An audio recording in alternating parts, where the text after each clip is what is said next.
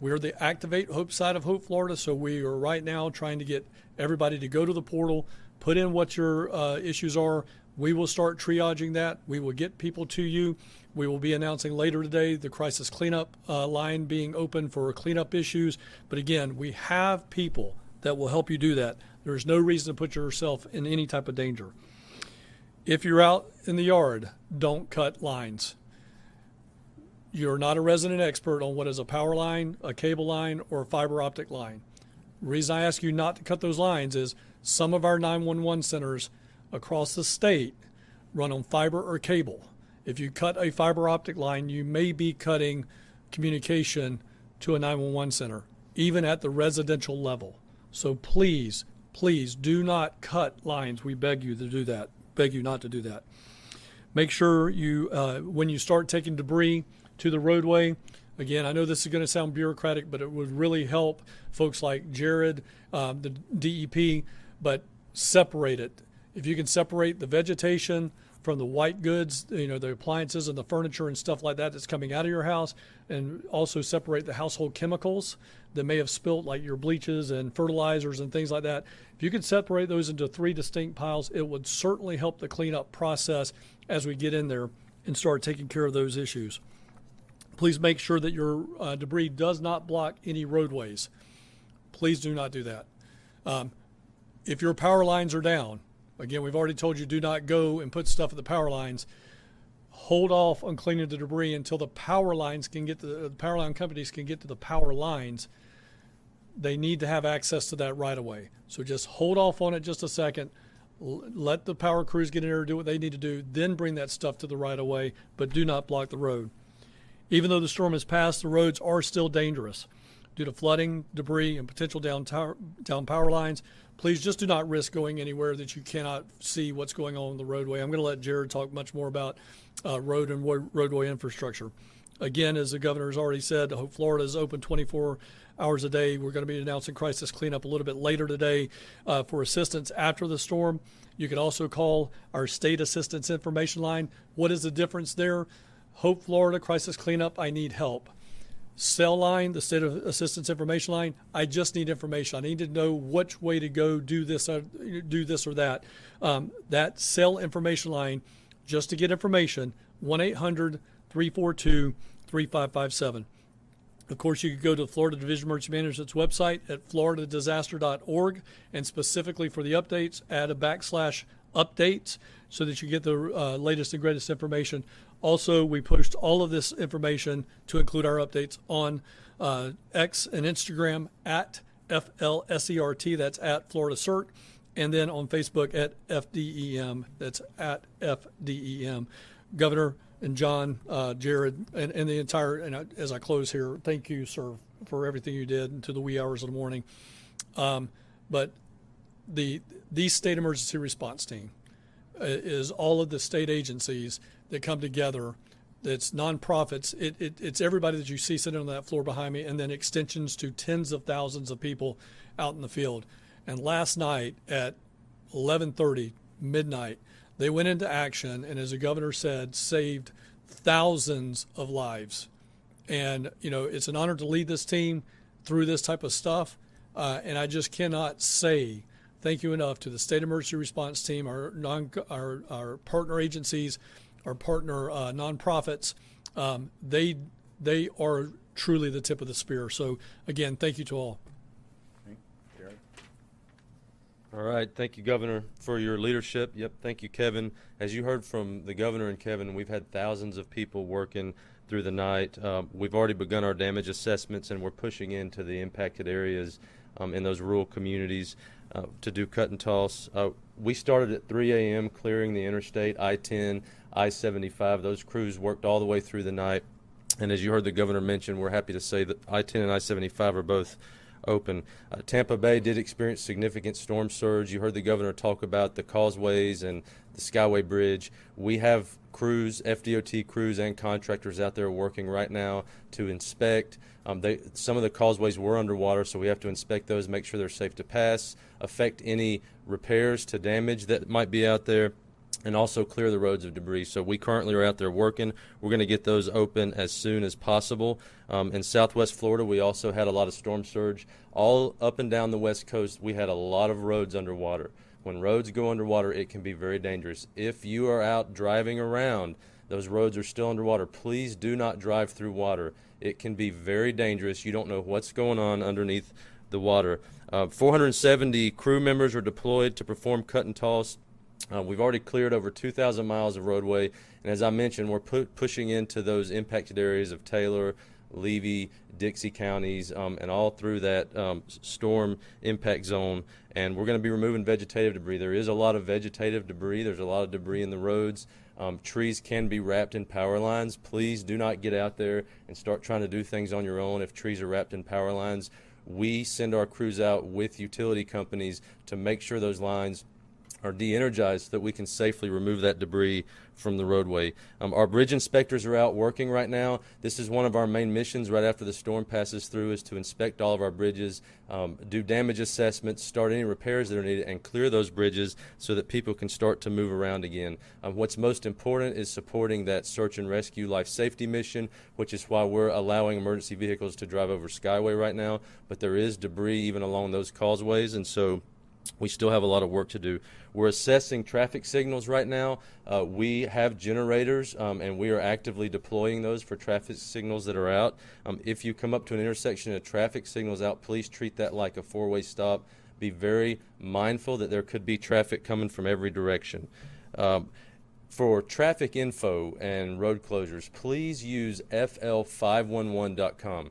We've heard a lot of reports. We've seen the navigation apps have not had up-to-date information. fl511.com is our website.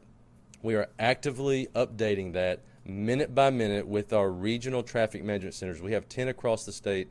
They work around the clock, and we have technology deployed. We're continuously collecting data. fl511.com is your place for accurate traffic information. You heard the governor talk about the airports. All of our airports do plan to open back up to air operations today. There was a lot of storm surge with our seaports, specifically in Tampa Bay. They plan to get Seaport back open as quickly as possible. They have to inspect the channel, but their fuel operation will be back up and running within the next few hours, and they have been moving fuel all through the night. So they've had a very successful operation there. Again, Governor, thank you for your leadership. I'm very honored to be part of this emergency response team. We've been working all through the night, and we have a lot more work to do, and we're ready to get it done. Thank you. And I think people that have followed, the storms in recent years are not unfamiliar with the track that this one took, because it's similar to what was done with Idalia in 2023, and it was similar to Debbie earlier this year. The early reports and so you have a lot of those Big Bend counties. This is the third storm that they've dealt with in 13 or 14 months, and that's not easy to deal with. And then the early reports we've received is that the damage in those counties that were really in the eye of the storm has exceeded the damage of Idalia and Debbie combined. So we have, as I mentioned, a lot of folks that are on the ground there, in the water there, working on search and rescue. That will continue. That's going to continue across the state today to make sure that people are safe and that we're protecting life and limb to the extent that that's something that's still threatened. Look, we've reported 2 fatalities. I pray that that's it, but I also know this was these are hazardous conditions. And so they're going to be doing this. They're going to be on the ground, particularly in those Big Bend areas that got the direct impact. And I know that they're going to work hard, but this is some serious damage there. And it's one thing to have to deal with really major damage, but then when you've already been rebuilding from one and then this, that takes a toll, I think, emotionally and mentally as well. So keep those folks in your thoughts and prayers. We're going to have a lot of assistance that's going to go down their way, but the reality is that this is something that was very damaging. Now we're really, 12 hours away from, not even that, from when this made landfall.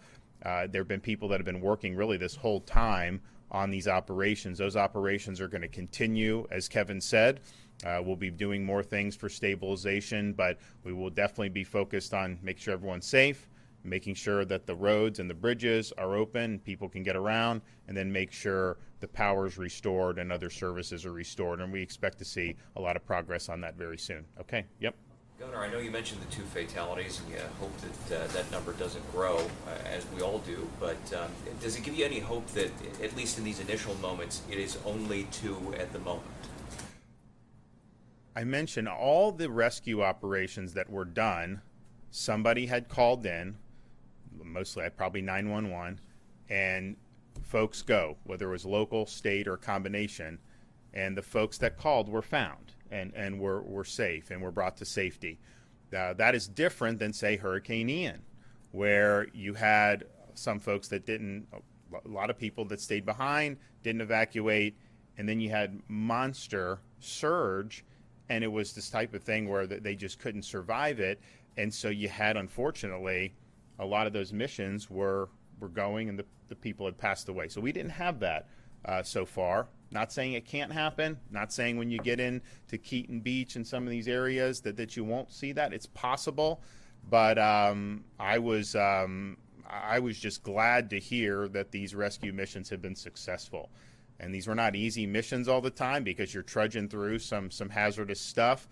We had boats out with Fish and Wildlife. We had helicopters out with Florida National Guard. The local first responders were marshaling all their assets to be able to go. So they made a really big difference, and we're pleased that those were successful efforts. But they're ongoing, and there's going to be, as I mentioned, if there was a certain part of the state where there were calls in and they went and they found the folks, brought them to safety, great. But there may be other homes there, or other structures that they didn't necessarily get a call from. Well, they're going to go and check those today, and they're going to go to see. And it may be that they find something, hopefully not, but that's where they are. But they were successful in these very quick response. And we always say, if you stay behind, just understand you may not get immediate response if it's very dangerous, because a sheriff or National Guard leader, they're not going to want to send people in if that's going to cause casualties or run the risk of that. But I think what you saw is, I think a lot of people did go out in hazardous conditions. I think that they put themselves at risk in order to make sure other people were safe, and that's very admirable. You mentioned that the early damage was worse than the previous 2 storms combined. We've seen pictures of buildings that survived Dahlia and Debbie and are now 2x4s in a parking lot. What's your initial reaction and response, and kind of your message to these people that survived these storms and now go back to nothing? Well, what I said, just a minute ago about when you get hit by a big storm like Idalia, it's tough. And then to have Debbie come, it's like, well, we're trying to get back on our feet. And when you have a major hurricane, it's not something that just is done in 6 weeks. I mean, there's things you do immediately, of course, but there's a longer term rebuild that happens. And so to have something that was even bigger than those 2 storms cause a lot of damage, I think it is a sense of trauma for the community. I think there's a demoralization, because it's like, okay, we worked all this, and then now we could potentially be worse off than we were even before Idalia. So we're mindful of that, and as I said, we're gonna have support there. It's not going to be easy, but we'll get through it. Really unfortunate the way the track went, from the sense of these communities that have been impacted. Now, the track as it was a little bit, maybe 36 hours ago, had it a little bit west of Tallahassee. That would have been more damage in the capital. I mean, here in the EOC, we had very little, relatively speaking, compared to what I think people were thinking about 24 hours ago. So that's just the way these things go, and this thing went in a direction where it went through a path that had already been trodden with hurricanes.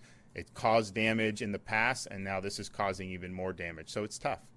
Is the state doing anything differently now to prepare for storms, since this area has been hit 3 times in a row?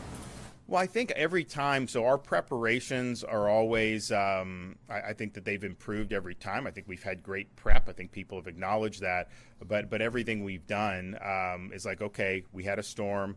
What can you do going forward? I mean, for example, these flood protection devices, you had those in places, like Live Oak, that the downtown always floods, right? So they're like, yeah, the exact same thing happened, 40 years ago, same thing. So they put these devices around the buildings, and the reports are that it was effective. So you learn from some of these things. So yes, there was assets that were available. What about the Taylor? I think they use some of the stuff as well. So yeah, I mean, I think you're seeing that. You want to add to that? To the question about do we get better? We strive to learn something from every single disaster that we have, and get better at it. I want to applaud the governor. When I came on as the deputy director for him, and then on to be the director, he was like, Kevin, we've got to make sure that we're increasing our capability and our capacity. We need to make smart decisions. We mean in purchasing equipment versus renting and leasing equipment. If it's more cost effective to buy it, we buy it. And through this governor, there have been gains at the Florida National Guard, the Florida Department of Transportation, Florida Fish and Wildlife, Florida Department of Law Enforcement. Just about every public safety, front-facing public safety or infrastructure agency has noticed gains from us getting better at what we do. And that's forward thinking. I mean, that to be able to have a governor that leads in that direction, that's forward thinking. So out of this, we will certainly have conversations about, okay, can we be better? Can we be faster to the mission right after the disaster, right in those 2-3 hours after it? Did we effectively respond? Yes, we effectively respond. Can we cut that down to 90 minutes? Can we cut it down to 60 minutes? We're going to be challenging ourselves. All the agency heads have already taught this morning, especially on the public safety side, of how do we get faster? How do we get better at getting those things done? And we'll continue to do that. So we are going to, of course, continue with the rescue and recovery efforts throughout today. We're also going to be in a position to get a better assessment of the damage that has been left in the wake of this storm. I know that Kevin and his team, as well as Jared, they're working to make sure that there's access for folks to go help down in the areas that were right there, kind of the impact zone of ground zero. We're going to be out in the field surveying some of the damage ourselves in various parts of the state. So this was a large storm in terms of how big it was. Obviously, when you have 140 mile an hour winds, that's very significant. Generated a lot of surge in different parts of the state. I think that's going to subside today, but it's obviously left a lot of damage. It's necessitated a lot of rescue efforts. Those rescue efforts have been successful. We thank everybody who has been involved in that. And of course, we're going to continue working to make sure that the utilities have what they need to be able to get in and have a strong power restoration. And those efforts are very important as well. Thanks.